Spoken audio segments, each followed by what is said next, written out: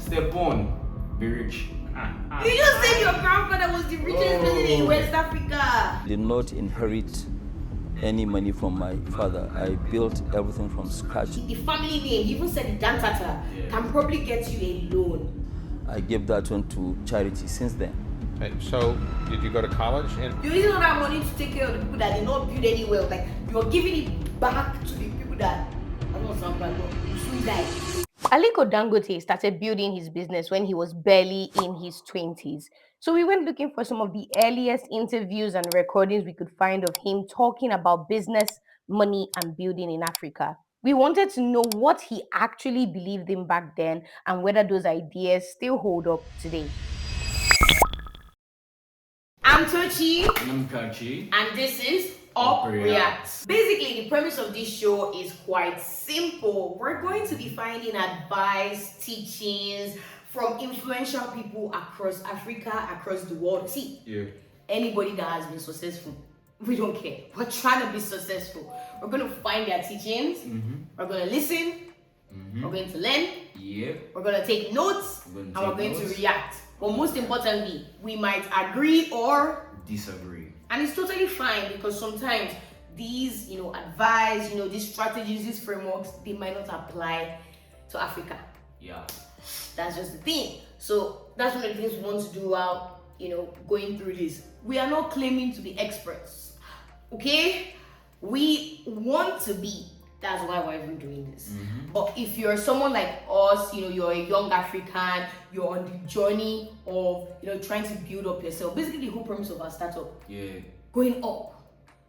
This is something that you can, join with us. Watch this when you just want to learn and you don't want to learn alone, or you just want to listen and you don't want to listen alone. Since this is our first ever episode, it's only right that we start by learning from Africa's richest man, Mr. Aliko Dangote. Thank you. But we put a twist to it. We're like, we've listened to him a couple of times. We don't just want to start by, listening to what he's teaching right now. We said, what's the earliest advice? Like, what's the earliest advice strategy that he used when he started his business? Because he started in his 20s, All the way back in the 1970s. Exactly. But then, unfortunately, there are not many recordings from, especially African businesses or African founders back then. So his earliest interviews are from, his 40s. Yeah. So we actually picked an interview that is like him reflecting on what he did when he was in his 20s and the earlier days. So that's what we're going to be watching today, and that's what we're going to be reflecting on. Okay. Mind you, this is the first time we're saying this, so we're basically on the same exactly together. So we researched, we found the interview, we kept it. We're like, no, we're not going to blind react. Yeah, honestly, like those guys, I say that this is the first time they are hearing a Michael Jackson song. Let's jump into it. So today we'll be watching his interview on the David Robinson Show, peer-to-peer conversation, recorded September 26th in New York, but officially aired January 9th, 2020. All right. So lockdown. Oh, that was not even lockdown. Lockdown saying March. Lockdown started. Okay, fair lockdown did start in March. Now I think of it, but this was the saxophones were getting louder. Anyways, so we're going to go straight into the video. If you want to watch it, it's on YouTube, so you can always find it. It's on the Bloomberg page. Yeah, so you can find it anytime. Let's begin. Dangote, what do you have for us? So please. Let's talk about how you made this amount of money, which is by far the largest amount of money that any individual has in Africa. So you came from a wealthy family or not a wealthy family? I came from a wealthy family. Step one, be rich. I already knew this, but Step one, be rich. I like this interview because let's clear that up first before we start talking about the advice. And I'm not the kind of person that feels like if you're rich, you can't give advice. But I just want you to be honest. Yeah. Don't tell me I hustled. You did hustle, but your hustle is different from another person's hustle.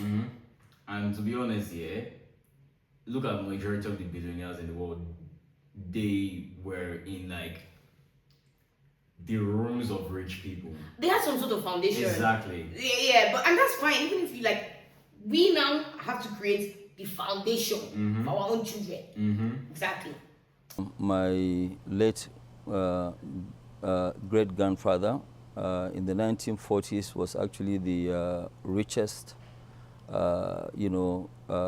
West African. My late grandfather was one of the wealthiest Nigerian. The family name is Dentata. That's from my maternal side. My father too, was fairly rich, but he was. Fairly? You just said your grandfather was the richest person in West Africa. There's a reason why he said he was born into wealth. There's rich and then there's wealth. This is wealth. Fairly. Please, someone should look up what's the definition of fairly.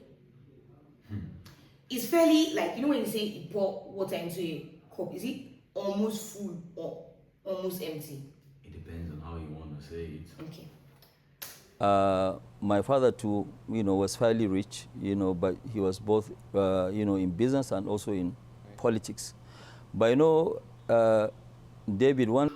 Wait, but he did say that, it was his maternal grandfather that was like the richest man in West Africa. So it's not like his father. I beg, it's still the same family.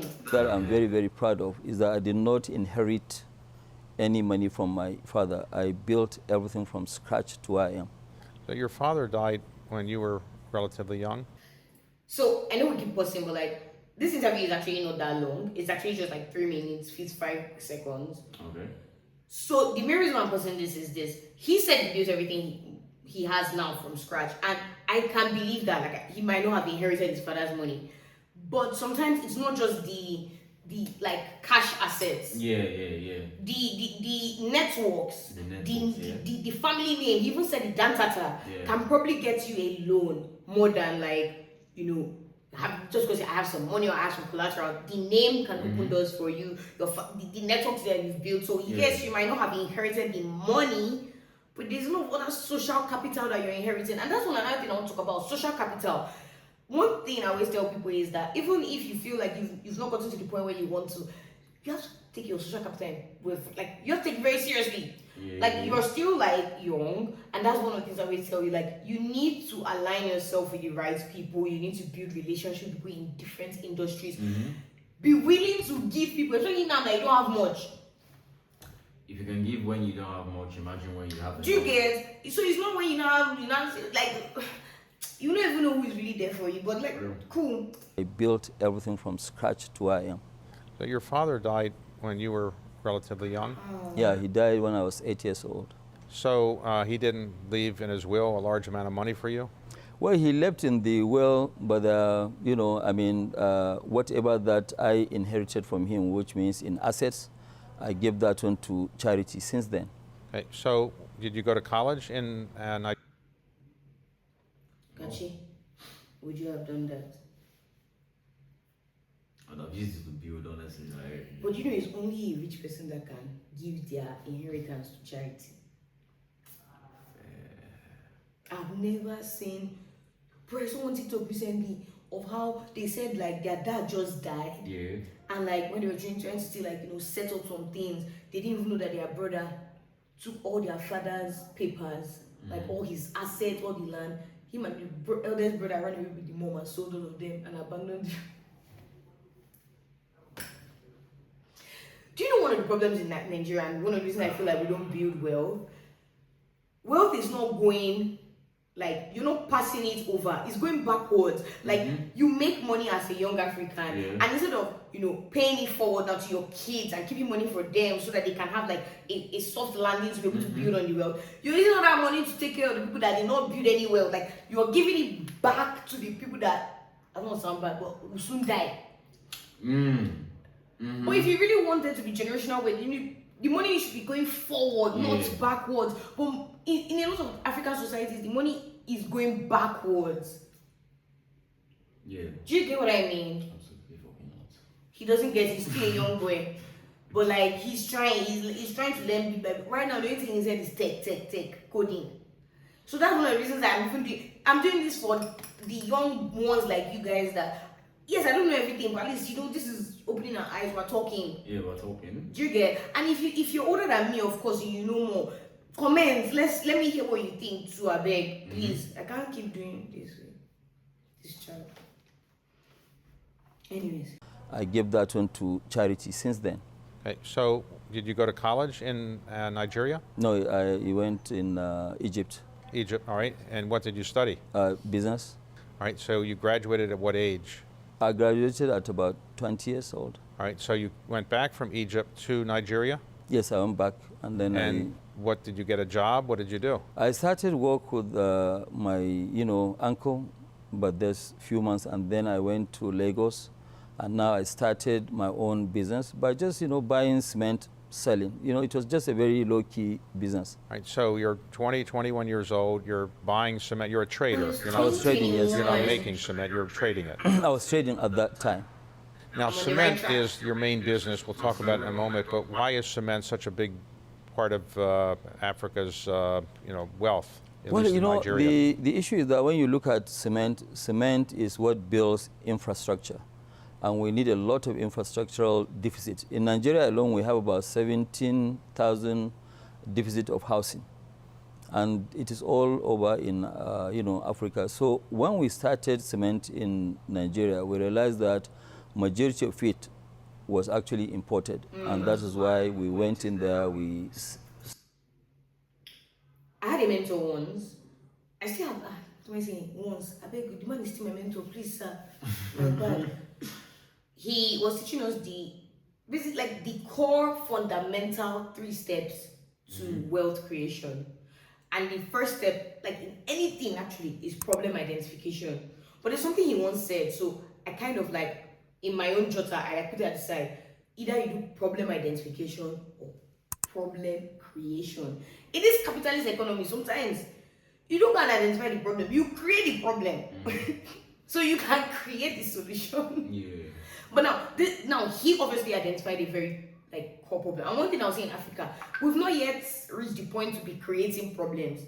I feel like abroad they've started doing that. They've solved a lot of things. They've gone far.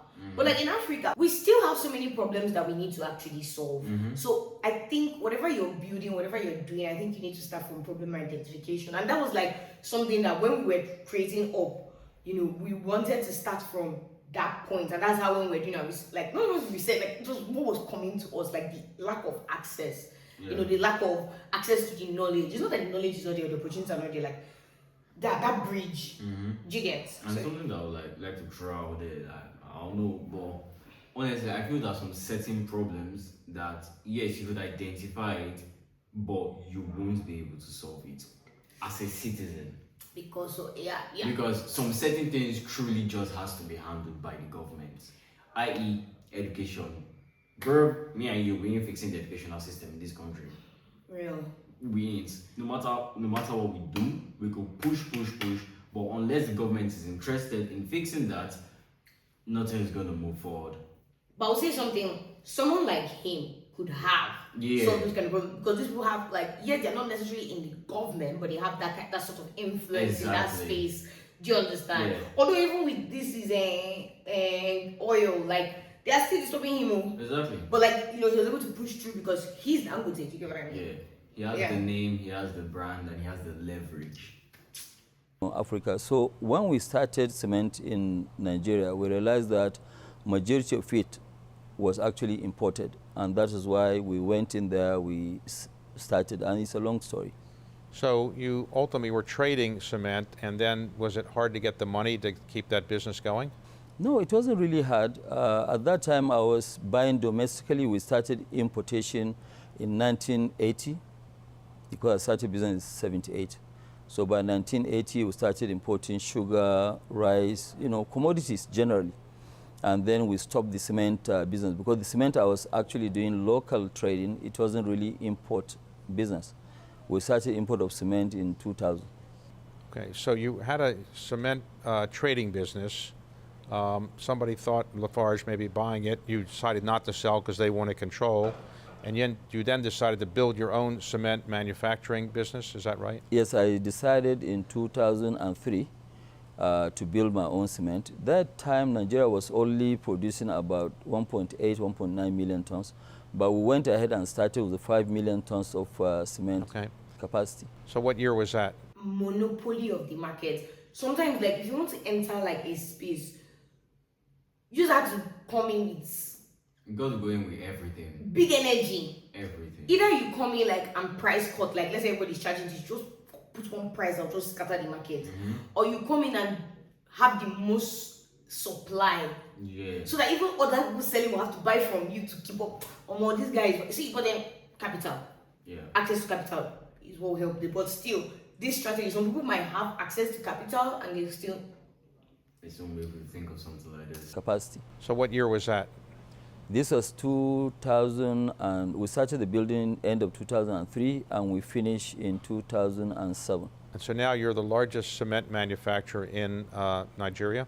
We are the largest cement manufacturer in sub-Saharan Africa. Correct him, man. Now, what we just watched is basically like how he actually started everything. There are many like video interviews of like his early days, like strategies and all, like we said. So after that, we just read up on some magazines that had reported on him, and maybe a bit on the strategies that he used back then. I think the funniest story is this one that I'm just going to quote him of what he said in the magazine. Was that I can remember when I was in primary school, I would go and buy cartons of sweets and I would start selling them just to make money. I was so interested in business even at that time. So there's this thing, Kachi, what do you think? Do you think that everybody, like, some people just have it in them? Honestly, there's this video that I saw. Well, to an extent, yeah. But at the same time, I also like to say, like, there's this video I saw about the school of economic life, something like that. School of Hard Knocks? Yeah, school of hard knocks. He interviewed someone and asked him, like, how did he make his first billion? And the guy was like, he made his first billion through like investments.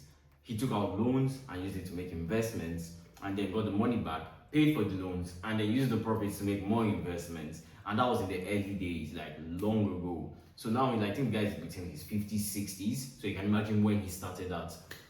And he mentioned something. To be able to do what he does or what he did, you need to have a PhD. You know what I mean? Like PhD? That's in after you mastered. No. Poor, hungry, and driven mindset. It sounds funny, but think about it. Real though. If you can adopt that kind of mindset, you don't necessarily need to be poor, yeah? But if you can adopt that kind of mindset, you will keep going. And Real though. you ensure you hit goal after goal after goal. And that was exactly how he built his wealth. And it's something quite similar here with him, because he was hungry. Like, He wasn't hungry. no, not hungry like, oh, someone that wants to eat, but hungry for business. He just wanted to I think he loved the thrill of it. He's just someone Exactly. addicted to the thrill of making money. Exactly. You know, So he was hungry in that aspect. And Fair that's enough. what drove him. Okay, now let's look at this other story, and it was in his Forbes interview in the magazine. Of course, you already mentioned that when he came back to Nigeria after school, he was with his uncle, and that's when he started the business. And he actually got his first loan, which was 500,000 naira from his uncle. At that time, it was worth like $3,000, $5,000. And his uncle, like he mentioned, his uncle is a big deal. So that's like Sanusi Abdul Kadir Dantata. Please forgive me if I butchered the name, please. But now, this loan had a very strict repayment period. It's not those ones that you go and say, Daddy, please, I have one small lip gloss business that I want to start. If you can just give me small 50K, I think that's 100 level. It not give me shot. He explained that what helped him to, pay back fast was the fact that he was doing high margin commodity trading. So basically, he used the loan to import sugar from Brazil, rice from Thailand, vegetable oil, salt, pasta, all of this.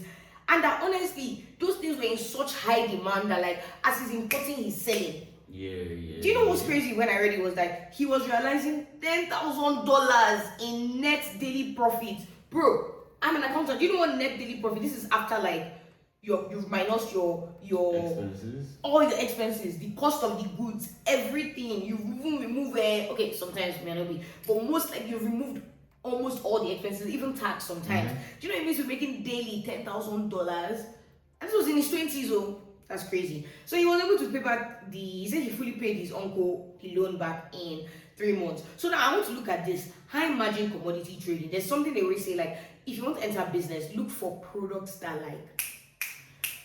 Yeah. That's why food. Yeah. Perishable products, things that you have to read back, like water, you would never you keep buying it. Like if I'm selling furniture, someone can buy a furniture from me and not buy in the next 10 years. Yeah. But if I'm selling food, you're gonna eat tomorrow, you're gonna eat next tomorrow, you're gonna keep buying from me. Do you get? Yeah. And like with that, he was able to keep the business going. I'm just going to run through some other like really big ones. So he said capital reinvestment over personal wealth preservation. Let's talk about this. Our generation, we're all about doing the flashy things. Yeah.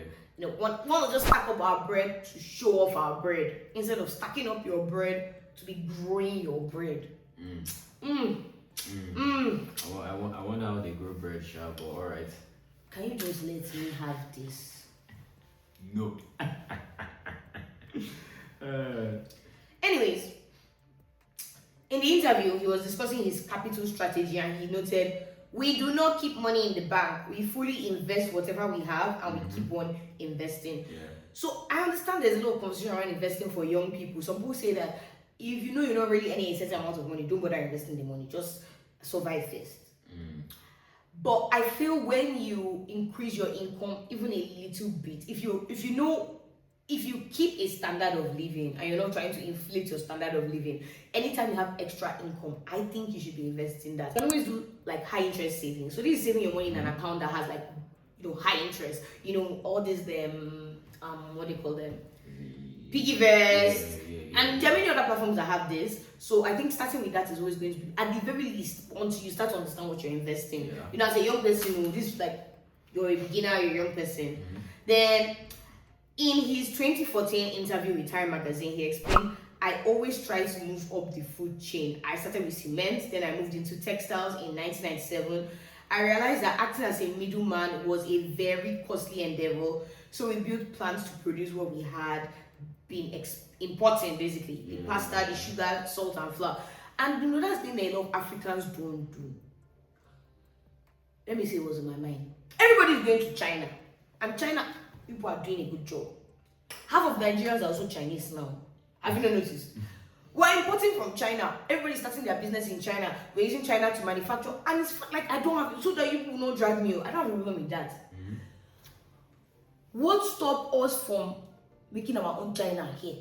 Those boys in Aba, they can manufacture. Yeah. If we train them better and build plants there, those things you're going to China to manufacture, we can manufacture them here. And it will be by far cheaper because you're not dealing with tariffs, you're not dealing with Exactly. You're going to that. cost your you're going to reduce your production cost so much. But I know, of course, this is easy to talk about, in the actual sense of it. To actually do these things will probably be a lot harder. But that's exactly what he did. The moment he noticed that, if you're going to really scale the business, you need to take up that space. Every major business I know, we're looking at Transcorp. So basically, one of the things Transcorp did is that when they wanted to scale, like after Tony Elumelu took over, they basically had to do Transcorp Powers. Is that what they called it? Powers. Yeah, basically. And do you know why they did that? So that they will be the ones supplying their own electricity. That way, all the money is staying with them. See, if you want to make real wealth, you have to hold everything. No man cannot be collecting your money now. You can't. Become the middleman. Provide Become the everything. producer, and then have your consumers pay the middleman's tariff Every- and pay you for production. You collect your own, collect Caesar's own. Bam! Become Caesar himself.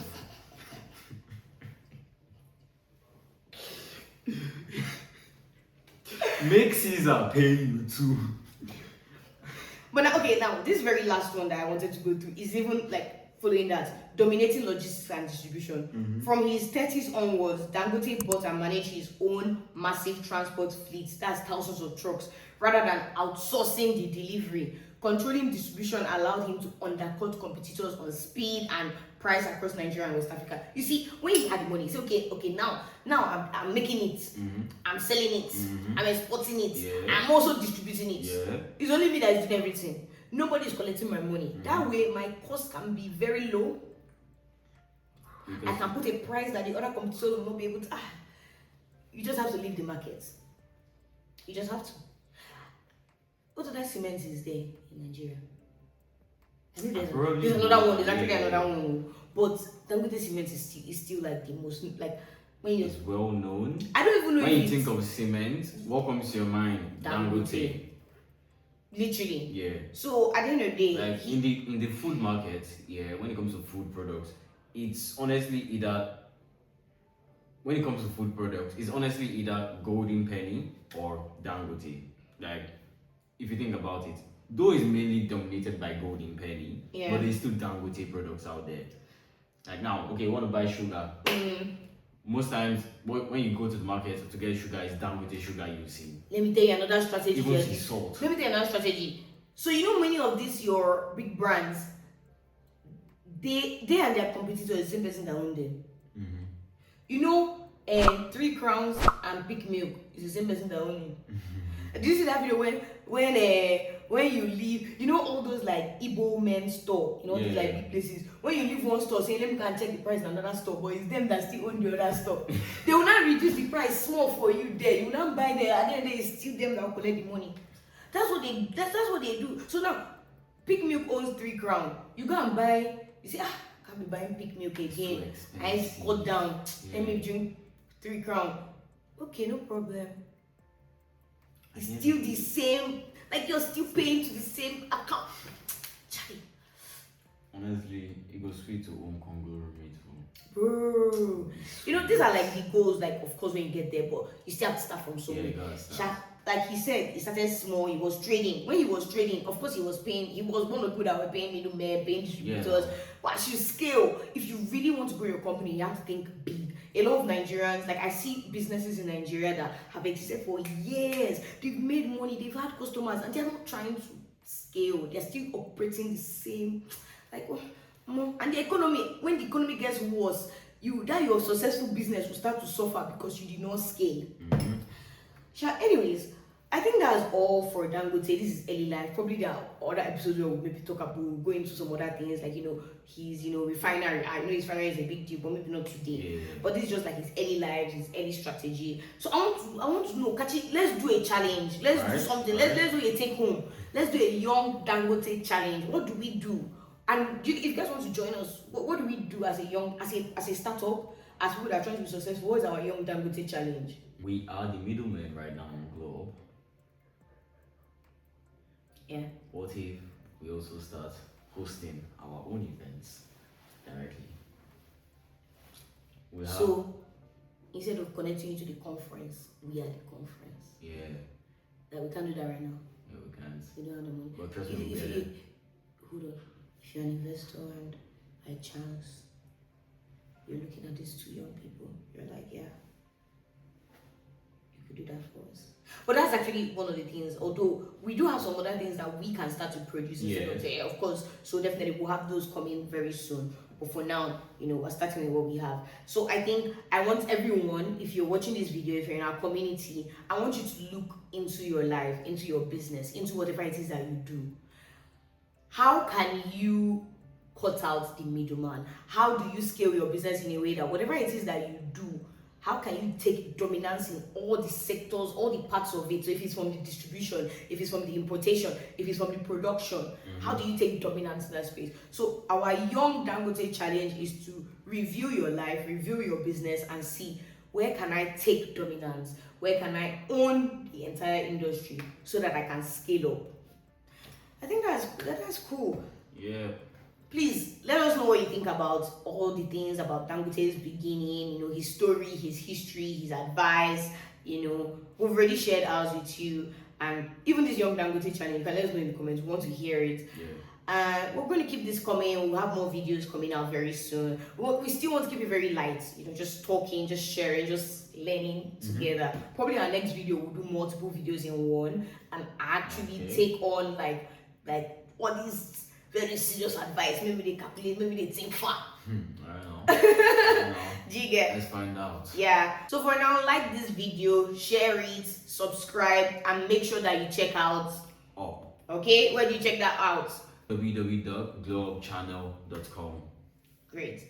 Anyways, for now, we're happy to learn from young Dangote. We're trying to become, although we're not Nepo babies, we're trying to become like that too.